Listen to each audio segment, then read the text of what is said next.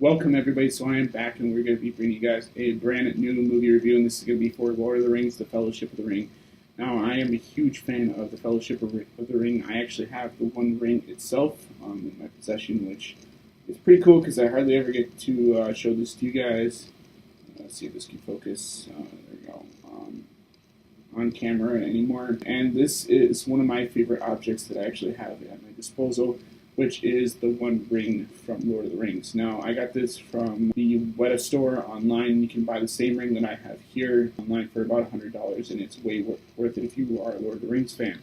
So I'm going to put this on, and I'm not going to turn invisible for this thing. But so let's talk about the Lord of the Rings, The Fellowship of the Ring. Now, the movie is pretty much a journey to destroy this ring right here, the One Ring of Power. This ring is probably one of the more iconic images in film as well as book lore.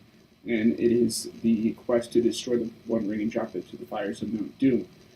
With this, you kind of get a cast of characters such as Frodo Baggins. You get Ian McKellen as Gandalf the Grey, as well as the White in later movies, and you get Viggo Mortensen as the Black Rider, aka Aragorn, and you get a cast of other Hobbit characters such as Samwise Gamgee and Merry and Pippin. And all these characters are awesome. They all feel like they deserve to be in this 2.5-hour movie, almost 3-hour long movie, and none of the characters feel like they are, given weak roles. They all feel like their roles matter in the scheme of things. And that's what's cool about this franchise, is like each character has their moment to shine. Each character has their moment where they have weakness, where they have growth, where they have, character development, which Peter Jackson is really great at.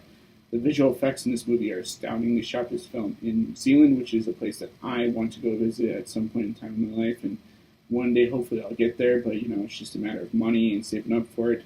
And maybe I'll take you guys along the way if I'm going to see Hobbiton and Wellington, a whole bunch of cool places in the future, but that'll be for another video. But right now, it's just cool to be able to have the Ring of Power itself, in my hands, and to be able to wear it around. I might get another one in the future just for, standing as sort of my background so that I can just look at it and I can just wear this one. This will be like my beater ring that I kind of just wear around. But as stated before, this is about the forming of the Fellowship. So the Fellowship consists of Boromir, Faramir, Aragorn, Legolas, who's played by Orlando Bloom. He is the Elvish character, which the ring itself has Elvish script because it was kind of cast Fires of Mount Doom. And, a whole bunch of the the humans, the elves, and all those characters, they kind of formed to create this One Ring, which would hopefully bring down the main bad guy in this film. And this bad guy is sort of all-powerful. He is the one controlling everything, and Sauron is the one that's kind of, communicating through him, and he wants the ring back. And so this is the quest to destroy the ring before he gets the ring back. And I think everybody does a fantastic job. There's not a single weak point about this movie. You'd think that within a 3-hour long movie or 2.5-hour long movie that they would have trouble doing this. They didn't. They eventually split these out from just originally being 2 books to 3 books in the franchise, and that's a testament to Peter Jackson's storytelling abilities.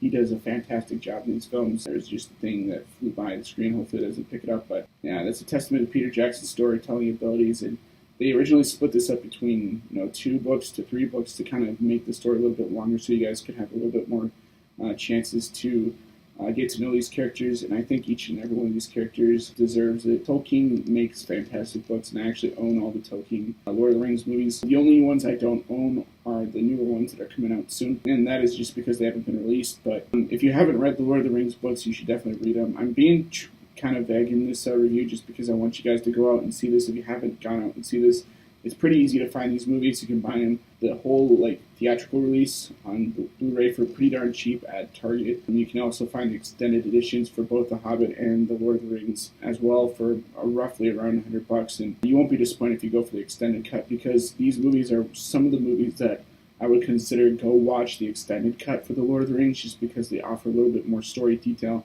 And there's things added into the story to make a little bit more sense. One of the creatures that I think is fantastic in this film is Gollum. He is played by Andy Serkis, who is now kind of a household name just because he's worked with the Star Wars movies, King Kong.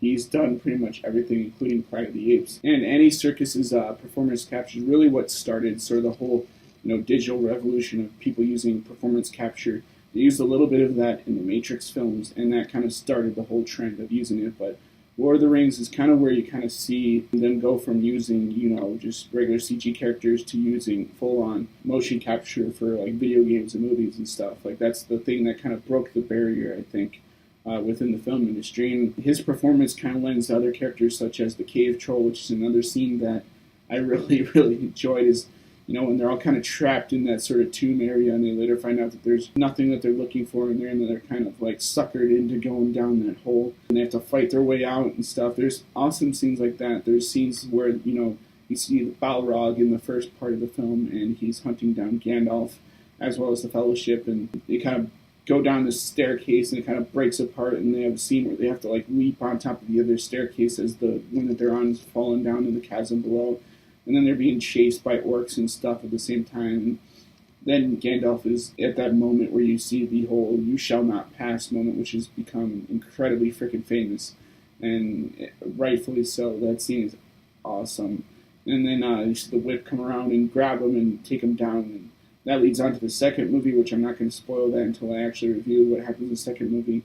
And then they have this heartwarming moment where, everybody is kind of all is lost type of moment. When they kind of take a little bit of a break to, go, we just lost one of our greatest allies, and that's Gandalf. And I think it was Boromir that's kind of like, give him a moment for pity's sake. And then that leads on to, them actually going to that forest scene, which Boromir eventually dies. I won't say how he dies, just because I want you guys to experience that for yourselves, but I'm sure you can go online and see it for yourself, because they probably posted it up online.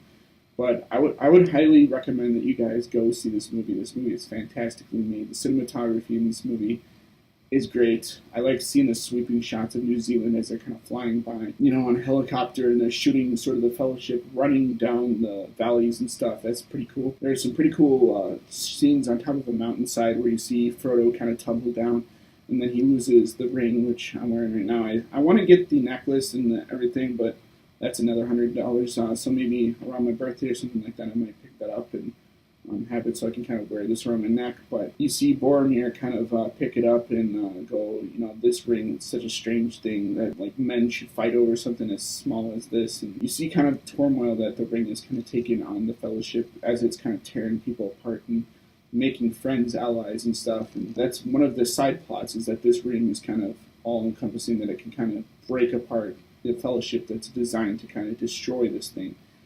And this movie is awesome. If you guys haven't seen it, go see it, go watch it. Watch it on Netflix. As I stated before, buy the theatrical cut or buy the extended cut. You will not be disappointed. I don't know how you could be disappointed. I know several members of my family do not like Lord of the Rings for whatever reason. They do not watch these movies. They do not enjoy them as much as I do. But I mean, these movies are essentially the thing that kind of inspired George Lucas, among many others, to create Star Wars. And so they're kind of the same plots. It's about good defeating evil and saving the people that they love. So it's kind of roughly the same plot, just a little bit different, where as with destroying the ring, you're trying to kill Darth Vader, which is this big, huge bad guy who dresses in black and everything. And I have to review that movie at some point in time, but I would give Lord of the Rings, The Fellowship of the Ring, A+. I like all the actors involved. The cast is great. Whoever did the casting for that movie, good on you. The screenplay by Philip Boyens and what's his face, Frank Walsh, and then Peter Jackson kind of helped on that as well, because he was a huge fan of the book, and Ian McKellen's been a huge fan of the book series since forever, so I'm sure that he offered his assistance when needed. And I don't know why the Tolkien estate has issues with this movie. I know that they kind of take liberties with some of the things that happen within the book compared to the movies, but this is a movie franchise, and they're going to have to change stuff just for story reasons at some point. So you're not going to get everything as faithful as you might have wanted it to be, but with that being said, this is as true to the book as we're all going to get. I know that Amazon is making a series out of this now, which I'll be interested in seeing, but I don't know if I'll be a biggest fan, as I am of this series, so we'll see what happens with that. But I hope you guys enjoy this review, and as always, guys, rate, comment, subscribe, and we'll see you guys in the next video. Peace.